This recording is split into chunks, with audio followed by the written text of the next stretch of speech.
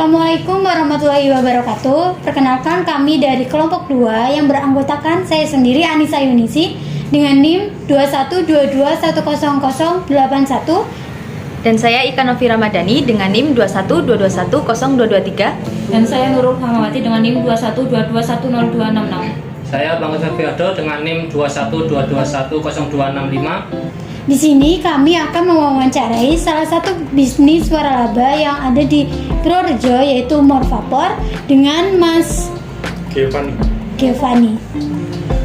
Kita langsung mulai wawancaranya ya, Mas. Boleh. Yang pertama ya Mas, apa yang membuat Masnya tertarik untuk memiliki bisnis waralaba daripada memulai bisnis sendiri dari nol? Karena bisnis waralaba itu cenderung dia sudah punya cabang banyak kan, jadi lebih memilih franchise di bisnis ini sehingga yang jelas keuntungannya jelas di situ. Bagaimana melakukan riset dan evaluasi terhadap waralaba sebelum memutuskan untuk bergabung? Risetnya kita lihat dulu dari produknya juga, dari brandnya juga, namanya juga. Dilihat dari tenornya suatu brand, suatu nama tertentu, itu juga bisa pengaruh dari keuntungan tertentunya juga. Kemudian apa manfaat yang Masnya rasakan dalam memilih bisnis waralaba daripada model bisnis lainnya? Manfaatnya yang jelas untungnya lebih gede dibandingkan bisnis pribadi. Berarti keuntungannya itu lebih pasti ya, Mas? Lebih pasti yang jelas. Terus bagaimana Masnya menilai keberhasilan atau kegagalan bisnis waralaba yang Masnya pilih saat ini? Kalau dari keberhasilan biasanya dilihat dari nilai penjualan per bulannya per bulan. Terus kalau nggak keberhasilan mungkin karena barang banyak ya, mungkin di situ jadi ada minus dan lain-lain gitu. Lalu bagaimana Anda menjaga agar bisnis waralaba Anda tetap berjalan dengan baik dalam industri yang kompetitif ini? Yang jelas pelayanan itu yang pasti. Terus yang kedua mungkin dari harga kita bisa contoh kita melakukan promo-promo yang berganti setiap bulannya itu kita pasti ada promo di situ gitu. Bagaimana Anda berinteraksi dengan pemilik waralaba dan bagaimana mereka membantu Anda dalam mengembangkan bisnis ini? Ya, yang pertama kita yang jelas konsultasi dulu terus kemudian mereka memberikan solusinya gimana di sini. Nah, jadi itu paling seperti itu. Bagaimana Anda menangani isu terkait dengan merek dan reputasi waralaba yang mungkin mempengaruhi bisnis Anda? Nah, kalau nama jelek ya kita perbaiki lagi apa yang salah, terus kembali lagi tingkatan pelayanan sama kualitas produk. Tapi kalau sejauh ini udah ada isu-isu tentang reputasi mereknya belum, Mas? Komplain. Ya, seperti komplain. Kalau komplain mungkin itu dari produk kan kita ambil dari distributor juga kan. Mungkin kan ada produk juga yang nggak sempurna, paling dari situ. Lalu kalau misalnya ada produk yang nggak sempurna, itu tanggapan dari Masnya gimana? Apakah uang kembali atau bagaimana? Kalau di sini uang tetap masuk ke sini, cuman kita ganti barang yang baru gitu. Lalu apa nasihat yang ingin Anda berikan kepada calon pengusaha UMKM lainnya yang sedang mempertimbangkan untuk memilih bisnis waralaba ini?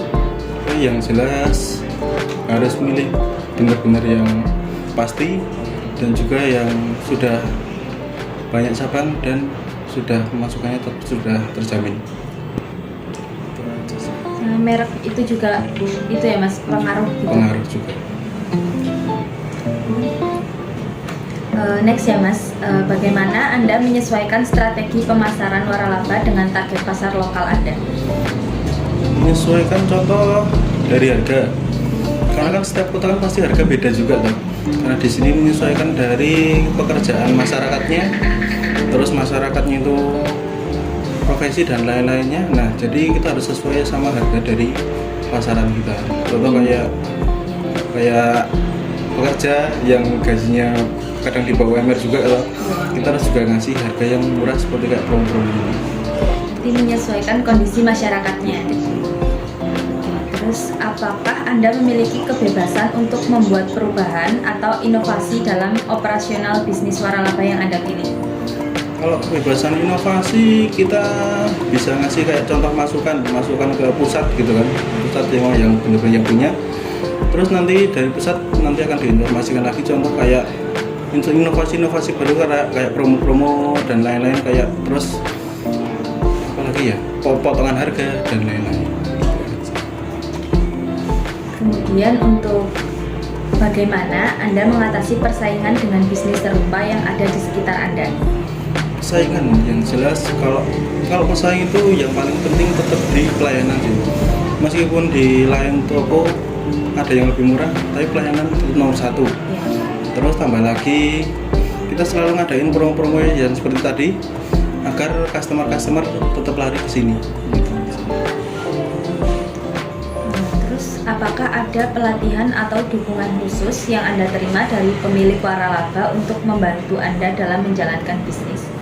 Pelatihan itu sekitar 3 bulan untuk memahami cara bisnis atasan gitu.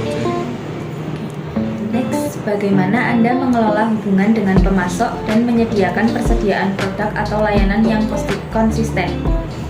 Jadi kita setiap malam kita selalu mengecek produk-produk mana aja yang paling banyak dicari, dan juga yang habis-habis juga, terus kita infokan ke pemasok. Biasanya nanti akan dikirim juga biasanya. Selanjutnya mau tanya tentang prospek jangka panjangnya, kalau di Purworejo mau buka cabang lagi enggak? Kalau di Purworejo kita belum tahu, kemungkinan nanti bisa juga sih. Buka ke cabang kedua ya? Bisa juga seperti itu. Selanjutnya bagaimana Anda mengukur kepuasan pelanggan dan mengatasi masalah yang mungkin muncul? Bisa dilihat juga dari raut wajah yang jelas, di raut wajah mereka. Terus kita juga ada di Google Map, di GPS-nya di situ juga kelihatan juga kan. Ada yang puas, ada juga yang nggak puas juga. Pasti setiap tuan pasti ada yang puas, ada juga nggak puas. Oh iya. Ada rating gitu ya? Iya, hasilnya gitu. Selanjutnya bagaimana cara membangun atau mempertahankan tim kerja yang efektif untuk mendukung operasional bisnis di Mall Vapor Purworejo? Yang jelas kita selalu mengecek contoh kayak barang-barang yang entah minus ataupun itu, terus kayak kerapian toko juga kita selalu mengecek seperti itu agar yang jelas. Terus tambah lagi kita ada yang namanya buku itu berisi yang namanya SOP kerja, jadi kita mengeceknya di situ, lihat situ. Selanjutnya ini kan harga dari pusat kan Mas? Iya, harga kita dari pusat. Ada misalnya harganya di promo itu ada pembagiannya enggak ya? Atau ada peraturannya masnya itu gitu? Bebas menentukan harga atau Harga enggak? promo. Kalau harga promo kita dari pusat juga sebenarnya. Berarti diadain promonya itu juga dikasih Iya. aba-aba dari Dari pusat juga. Tapi kalau mau bikin sendiri gitu nggak bisa ya, Mas? Kalau bikin sendiri mungkin kita kayak ngasih saran juga ke pusat gitu aja sih. Berarti harus ada kesepakatan dari pusat. Nah, kesepakatan dari pusat juga. Oh, yang terakhir nih, bagaimana Anda mengelola aspek keuangan dan akuntansi dalam bisnis Mall Vapor Purworejo? Kalau keuangan kita selalu ada targetnya, target per bulan. Dan kalau keuangan, kalau pengeluaran mungkin kayak seperti contoh dari pemasok kita harus ngeluarin kayak ongkirnya juga kan, terus kayak listrik setiap harinya dan lain-lain, ke air juga. Gitu. Tadi kan ada biaya ongkir ya Mas? Iya. Berarti di sini pelayanannya ada delivery atau memang jual online juga? Kita ada juga sistem yang namanya COD. Jadi contoh kalau customer lagi sibuk atau lagi nggak bisa keluar dari rumah, itu nanti kita yang datang ke rumah.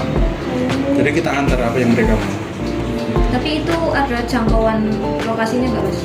Jangkauan ini dia masih area dalam kota.